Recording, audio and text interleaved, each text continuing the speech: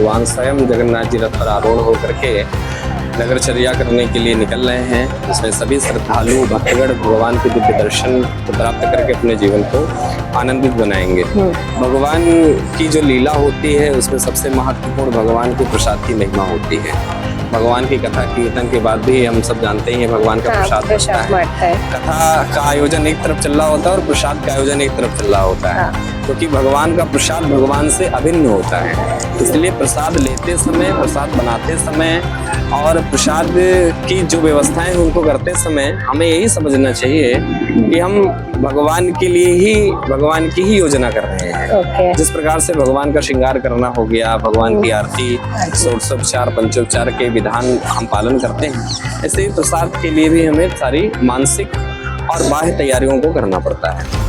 तो जगन्नाथ जी रथ पर आरूढ़ होंगे, दर्शन देंगे और उन्हीं के रथ के पीछे लगभग 5 गाड़ियां 45,000 किलो सीरे का वितरण करते हुए चलेंगी। इसमें संपूर्ण बड़ौदा शहर के नगरवासी, बाहर के जो आगंतुक भक्तगण हैं, वे सभी इस दिव्य प्रसाद का आनंद लेंगे। प्रसाद का अर्थ ही होता है प्रा माने प्रभु, सा माने साक्षात और दा का अर्थ होता है दर्शन। भगवान के प्रसाद का दर्शन ही भगवान की दिव्य लीला का, भगवान के दिव्य स्वरूप का दर्शन माना गया है। तो भगवान का प्रसाद वही प्रारंभ में हमने कहा कि भगवान का प्रसाद और भगवान में कोई भिन्नता नहीं होती है। तो ये दिव्य प्रसाद का वितरण होगा और उसकी तैयारियां चल रही हैं। 50% से भी ज़्यादा हमने सीरा निर्मित कर लिया है और वो बन करके स्टोर हो गया है। वो भी आप अपने दर्शकों को दिखा सकती हैं। जो बन रहा है वो भी आप दिखा सकते हैं। सभी मंदिर के बनाने वाले सभी सेवकगण हैं, जहाँ पे भगवान के लिए प्रसाद बनाते हैं और उनको ही ये सेवा दी गई है और वो बना रहे हैं इस प्रसाद को। वैसे एक चीज़ तो मैंने भी, मतलब मैं इतने टाइम से आती हूँ, हम खुद देखते हैं जैसे भागवत जो 8 से 9 होता है, फिर किसी को भी माता जी आप प्रसाद लेके जाइए, वो होता ही है। और यहाँ पे है, फिर सुबह में है। ये पूरे बड़ौदा में एक ऐसा यही मंदिर है कि जिसमें पूरा प्रसाद ऐसे बांटा जाता है।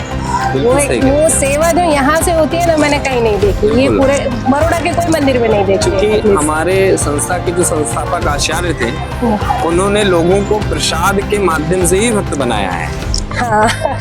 तो वो जो है वो हमारे इस इंस्टीट्यूशन के डीएनए में बैठा हुआ है। हमारा भक्त एक एकल भक्त भी कहीं भी प्रचार कर रहा होगा तो उसके पास में आपको एक कंठी माला, एक छोटी सी प्रभुपाद जी की कोई पुस्तक और छोटा सा प्रसाद का डिब्बा आपको मिलेगा ही मिलेगा।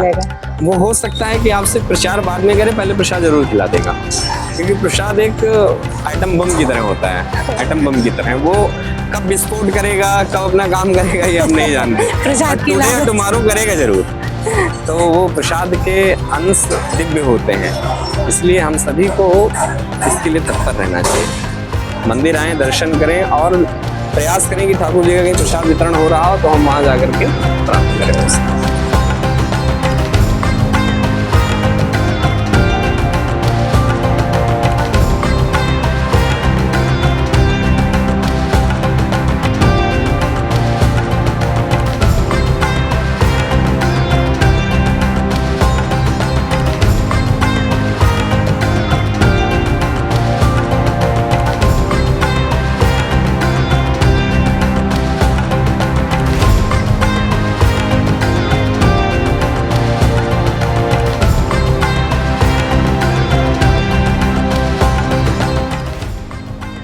प्रभु जी, हरे कृष्ण।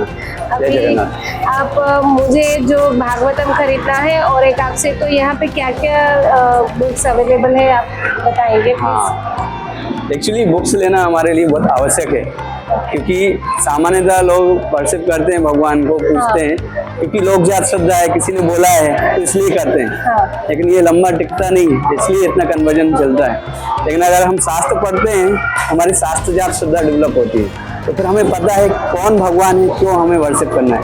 तो आप बहुत भाग्यवान हैं कि आप भगवान के बारे में पढ़ना चाहते हैं। तो ये श्रीमद् भागवतम, जैसे आपने पहले बताया था मुझे कि आपने भगवद गीता पढ़ी हुई है।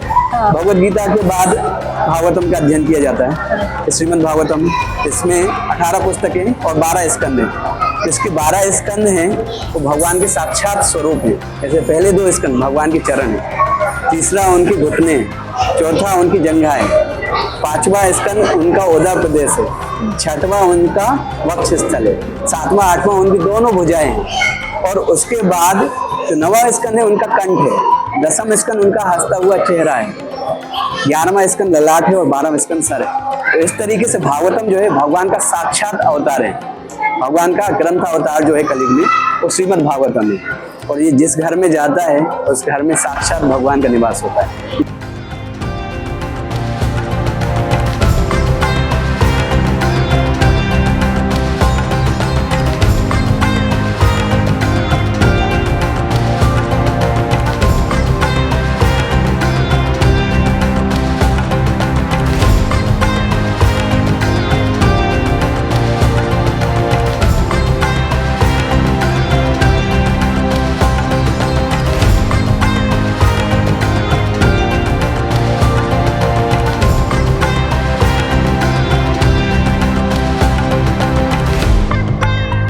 यह इस्कॉन की गौशाला है जहाँ गौ माता की प्रेम और श्रद्धा से सेवा की जाती है। माना जाता है कि गौ सेवा से सुख, शांति और पुण्य की प्राप्ति होती है।